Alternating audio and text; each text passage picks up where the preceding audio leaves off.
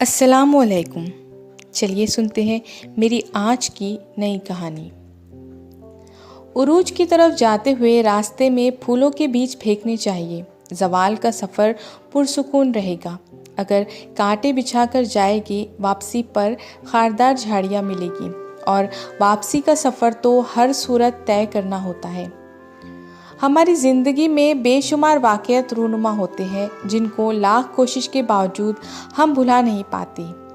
ऐसा ही एक नाकाबिले फरामोश वाक़या आपके सामने बयान कर रही हूँ, जो उम्मीद है आपको मुद्दतों याद रहेगा। ऐसे वाक़यात कहने का मकसद ये होता है कि शायद कोई नसीहत पड़े और कहने का हक अदा हो जाए। मामू यूनुस 4 बहन भाइयों में सबसे बड़े थे। उन्होंने मैट्रिक तक तालीम हासिल कर रखी थी। बाकी बहन भाई अनपढ़ थे। गांव के लोग मामू को चौधरी कहते थे। इलाके में भी उनका काफ़ी रसूख था। नाजिम से उनकी दोस्ती थी। नाना की 40 एकड़ राजी थी जो नाना की वफ़ात के बाद उन्होंने पटवारी और तहसीलदार से साज़बाज़ करके अपने नाम करवाई। जब दूसरे बहन भाइयों को पता चला तो वो अपने हिस्से की ज़मीन मांगने लगे। मामू ने ज़मीन देने से इनकार कर दिया और कहा, वालिद साहब ने मरने से पहले ही ज़मीन मेरे नाम करा दी थी। चाचू गांव के चंद बड़े को लेकर आए, उसके पास गए। उन्होंने मामू को बहुत समझाया, ये आपके सगे बहन भाई है, आपके वालिद की ज़मीन में आप सबका बराबर का हिस्सा बनता है। अपने बहन भाइयों को उनके हिस्से की ज़मीन दे दे, वो खुश हो जाएगी और अल्लाह भी राज़ी हो जाएगा। मगर कोशिश के बावजूद मामू न माने, अपनी ज़िद पर कायम रहे। यहाँ से मायूस होकर उन्होंने अदालत का दरवाज़ा खटखटाया। अपने असर और रसूख की बिना पर वो अदालती जंग भी जीत गए। अब वो 40 एकड़ ज़रई ज़मीन के तन्हा मालिक थे। मामू का एक ही बेटा था जो शहर में तालीम हासिल कर रहा था। एक मुंशी रखा था जो होने वाली आमदनी का हिसाब किताब करता था। ज़मीनों से अच्छी खासी आमदनी हो रही थी। 40 एकड़ ज़मीन में 2 एकड़ ज़मीन गैर आबाद थी। यहाँ एक पुरानी कब्र थी। लोगों का ख्याल था इस कब्र में अल्लाह का नेक बंदा दफन है या कोई गैर मुरई मखलूक रहती है, जिस वजह से चौधरी यूनुस की फसलें दूसरे लोगों से ज़्यादा औसत रहती है। ज़िंदगी सब्र और शुक्र की आजमाइश है। जो इस आजमाइश में कामयाब रहते हैं, ज़िंदगी बस उनकी है। जो सब्र और शुक्र की अहमियत को नज़रअंदाज कर देते हैं, वो इस जहां में भी और आखिरत में भी नाकाम रहते हैं। लालच अक्ल को अपना गुलाम बना देती है। मामू को भी ज़्यादा से ज़्यादा की लालच रहती थी।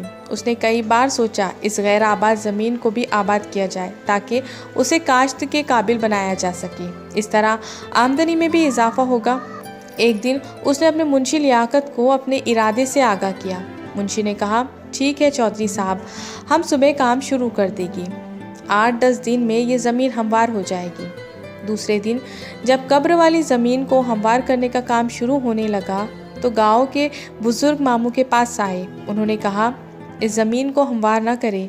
यहाँ कोई अल्लाह का नेक बंदा दफन है या कोई गैर मुरई मखलूक रहती है। इनको तंग ना करो। अल्लाह ने आपको बहुत कुछ दिया है। आपने अगर इनको बेघर किया तो यह आपके लिए नुकसानदेह हो जाएगा।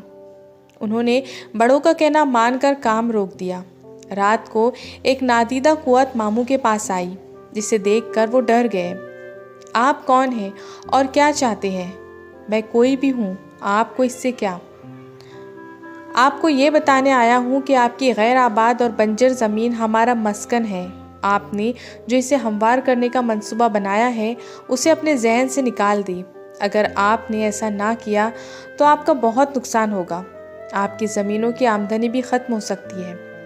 ये कहकर वो कमरे से निकला और फिज़ा में तहलील होकर मामू की निगाहों से ओझल हो गया। सुबह मामू ने मुंशी को अपने पास बुलाया, रात वाला किस्सा सुनाया और कब्र वाली ज़मीन को हमवार करने से मना कर दिया। वक्त गुजरता रहा। एक दिन मामू को फॉलेज का अटैक हुआ। वो बिस्तर के होकर रह गए। ज़मीनों की देखभाल अब उनके बस का काम न था, लिहाजा उनका बेटा हारिस तालीम अधूरी छोड़कर वापस गाँव आ गया। अब वो ज़मीनों की निगरानी करता। अपने बाप की तरह हारिस ने भी गैर आबाद ज़मीन को हमवार करके उसे काबिल काश्त बनाने का इरादा कर लिया। इस सिलसिले में जब उसने मुंशी से बात की तो उसने कहा, पहले बड़े चौधरी से बात कर ली, उन्होंने ये ज़मीन आबाद करने से मना किया है। हारिस ने अपने वालिद साहब से बात की। मामू ने बताया, यहाँ गैर मुरई मखलूक रहती है और अपने साथ पेश आने वाला वाक़या भी बयान किया। ये जिन भूत वाली बातें सब झूठी होती हैं, इनका हकीकत से कोई ताल्लुक नहीं होता। हमने अपनी ज़मीन आबाद करनी है, किसी की ज़मीन पर कब्ज़ा तो नहीं कर रहे हैं। जो हमारा नुकसान होगा, अगर यह नादीदा क़ुव्वतें या जिन भूत वगैरह रहते हैं तो वो कहीं दूसरी जगह जाकर आबाद हो जाएगी। हारिस की बातें सुनकर मामू परेशान हो गए। उन्होंने अपने बेटे को बहुत समझाया, मगर वो ना समझा। मुंशी ने भी इसका हौसला बढ़ाया। फिर जैसे ही ट्रैक्टरों ने काम शुरू किया, मगरिब की तरफ से काली घटा उठी। देखते देखते उसने पूरे गांव को अपने लपेट में ले लिया। हर तरफ गर्द व गुब्बार और अंधेरा छाने लगा। इस तूफान से सिर्फ मस्जिद महफूज थी। फिर कब्र वाली जगह पर ज़ोरदार धमाका हुआ।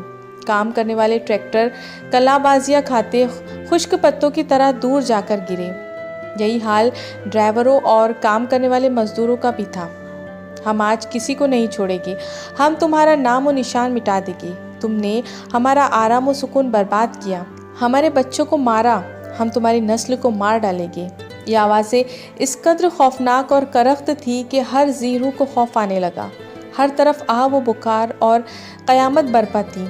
एक नादीदा क़ुव्वत हारिस को उठाकर छत तक ले गई और फिर एकदम ही छोड़ दिया। वो धड़ाम से फर्श पर कमर के बल गिरा। उसको काफ़ी चोटें आई। भला हो उस मौज़िन का जिसने अल्लाहु अकबर कहकर ज़ोहर की अजान शुरू की। अजान के कलिमात सुनते ही हर तरफ सुकून हो गया। गांव के लोग मस्जिद की तरफ दौड़े। मस्जिद का सेहन ज़्यादा वसी नहीं था कि गांव के सारे लोग इसमें समा जाते। लोग इमाम मस्जिद से दुआ की अपील करने लगे। इमाम मस्जिद ने दुआ कराई, ए मखलूक खुदा, इन गरीब लोगों का तो कोई कसूर नहीं है। ये चौधरी के यहाँ मजदूरी करके अपना और अपने बच्चों का पेट पालते हैं।